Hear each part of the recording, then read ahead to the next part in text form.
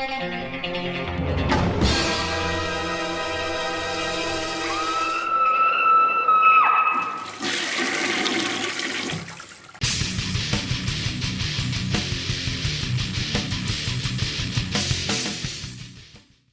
up, everyone? Thralls Metal here once again. I'm Necrotic Neck, and I have an album review for you. Again, this one is brought to us courtesy of Screaming Toilet. Once again, it's a fun site full of podcasts, articles, reviews on all sorts of things pop culture. Definitely check it out. So today I'm reviewing Paladin's debut album, Purification du Mal. Now, this is not the Paladin from Atlanta, Georgia, that is a power metal / thrash metal band. This is a brand new band that formed in 2018 from Quebec. And they are very much in the realm of old school death metal / death doom. This came out on PRC Music on October 11th, and again, this is their debut album, so this is a very fresh new band. Now, to say once again, unfortunately, all the song titles are in French or Quebecois, and nothing has improved in terms of my ability to pronounce French words, so it's going to be a little bit rough going through this, and I apologize once again to all French-speaking nations because I suck. So it opens right away with Le Ordre Supreme. Sure, it's very straightforward, old school death metal meets death doom, kind of bolt thrower-esque, but with a lot of incantations, dingy, sludgy doominess thrown in there. Open up with a really good sludgy riff, and when I mean sludgy, the production on this is very sludgy. It's actually pretty muddy, but it changes throughout the album, so the production is kind of uneven. So going from song to song, you'll hear different things come out in the mix, and sometimes it sounds better, sometimes it sounds worse. We'll get into that over the tracks to go over. Right away, the style of this band's playing really reminded me of bands like Disma and especially Cyanide in terms of blending that sound. Now, whereas Cyanide, which we're listening to right now, likes to throw in a little bit of hardcore punk / maybe thrashy metal, this band sticks pretty firmly to death doom. They have some more up-tempo moments, but they're used very sparingly. And I thought this opening track was okay. There were parts in there I thought they were labored maybe a little too long, and other parts I thought they could have gone on a little bit better. The outro riff in particular, which had this interesting slide to it, I thought kind of hung out a little too long and could have faded out, but they kept working it, and it kind of just stayed stagnant, unfortunately. It really didn't grow past that. The next track, Brûle, or Brûlé, I don't know. That one opened up really interesting, and it had a lot of these cool punctuated tom hits with these big chuggy riffs, and this one really opened up strong. I really liked it, but unfortunately kind of curtailed into a kind of a dull, dissonant riff moment that I thought was just kind of okay. It really didn't match up to the power of how strongly it opened. Pretty straightforward, old school death metal on this one. Moves into a cool blast beat section, which I thought was really good, but unfortunately, one of the issues on this that I had were the drums. I thought they were mixed pretty poorly. For a good chunk of this album, the snare actually sounded like one of the toms, like it has kind of this plunk noise to it. It really doesn't have like a good snap to the snare at all. It doesn't distinguish itself. And the bass drums sound very thuddy. They don't have a really good, strong punch to them. It's just kind of this thud, and it really starts to drown out a lot of stuff on here when it's going full bore in the double bass. Now it goes back to that opening doomy section a little bit later on and brings in this really awesome riff that I think was one of the standout riffs on this entire album. But then we're introduced to another interesting thing these guys like to do. In between the very low, murky, reverb-drenched death growls, you hear these cavernous yells, which I know they're used for dramatic impact, but unfortunately it kind of came off as someone being like, pushed down into a pit, and they were yelling the entire time, like, ah! And it comes off a little hokey on here, unfortunately, so it kind of took me out of it. I kind of giggled a little bit when I heard it, but when they're doing their low death growls, they're actually pretty good. Maybe a little bit less reverb, but I thought they were pretty solid. Another one I thought was interesting was Saint Bartholomew. This one actually brought in a little bit of D-beat to it, which I thought was nice. It kind of broke up the pace of the album, which is, for the most part, either mid-tempo to slow. There aren't a lot of fast parts on here. There are some blast beat sections, but they're generally very short-lived. Now, this song has some really cool chuggy riffs on here, but what I thought really stood out were the tapping melodies that were on there. I thought they really made a standout moment here. The melody was very creepy, very doomy, and I thought it was a really solid moment on here. Pesos en pies? I hope that's probably not even close.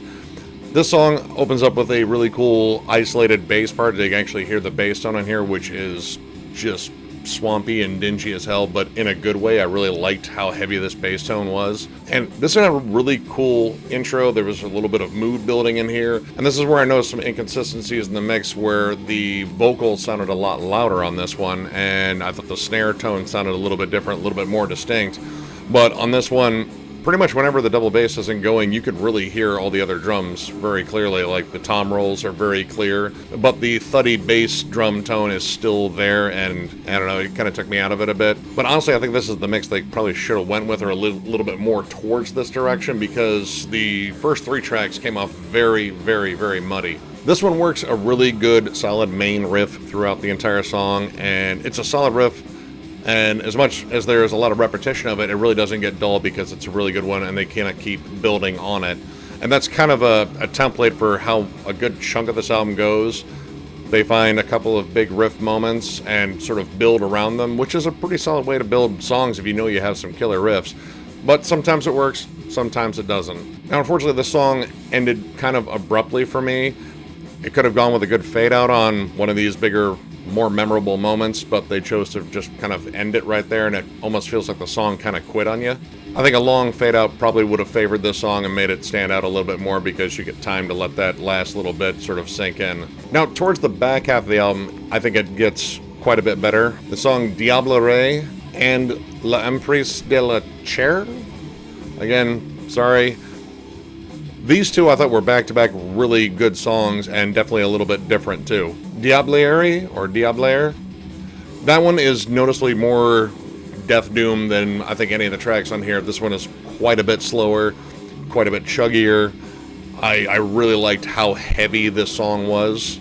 It was just flat out nasty. I would say it was very similar to bands like Cerebral Rot or Mortiferum, which are 2 up-and-coming bands. If you haven't heard of those, definitely check those guys out too. And this one ended a lot better than the previous track. This one actually ended on the guitars, bass, and everything else sort of slowly fading out as the drums continue on up until a point. And it was just kind of an interesting way to end the song, and it didn't feel as abrupt as the last one. So I thought that was pretty good. Now, L'Empresse de la Chair. Still pretty sure I'm butchering that one. This one comes in with a really cool dissonant melody that slowly fades in, and the song sort of builds around that moment, and already it creates a really cool, creepy atmosphere to the song that I really dug right away. This is a slow, plodding, heavy song with lots of great riffs in here, and again, the production sounds different on this song than, say, the first 3 songs on this album, which kind of drives me nuts because it should be a little bit more uniform, but, you know, maybe this was mixed at different sessions or whatnot, and they just couldn't get the same sound on those tracks versus these. I don't know what happened, but I like the way this album sounds in the back half versus the front half. Definitely reminded me a lot of early Hooded Menace on this one.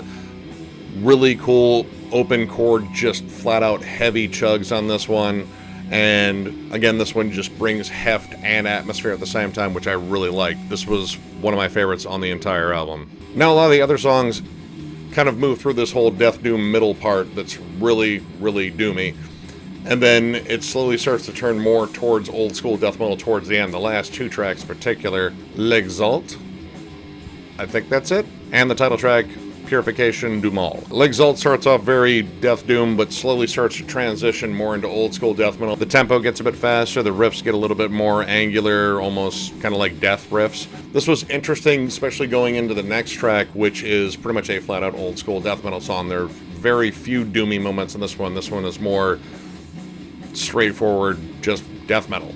And I thought this was interesting as a closer, since I was kind of expecting more of a grand Death Doom closer. Instead, I got this really cool, riff-loaded death metal song. This one was definitely more up-tempo. This is where more blast beats came in. The riffing was more angular. The solos were even squealier and uglier, I thought. There's definitely some Trey Azagoth sort of touches in this. The song probably packed the most raw aggression out of any track on the album, to be honest. And again, because this back half was mixed a little bit better, I think it actually stood out more than, say, some of the earlier stuff where they had similar moments, but you really had to sift through the mud to get to them. So, all in all, I'm going to give this 2.5 stars. I like a good chunk of this, and I definitely can see where they can build on this sound. A lot of it came down to some songs, they labored too many points that stayed on too long, or, they couldn't end it properly. Just kind of small nitpicks, but the mix overall was inconsistent, and when it was really bad, it was really bad. It was just really muddy, and when it was better, it was still kind of rough. But this is still just their first album. This is their first offering. I'm curious as to where the band goes in the future, and I'll definitely check out more by these guys for sure. So if you like the video, give it a thumbs up, and if you are new to the channel, subscribe, because we do shit like this all the time. Catch you later.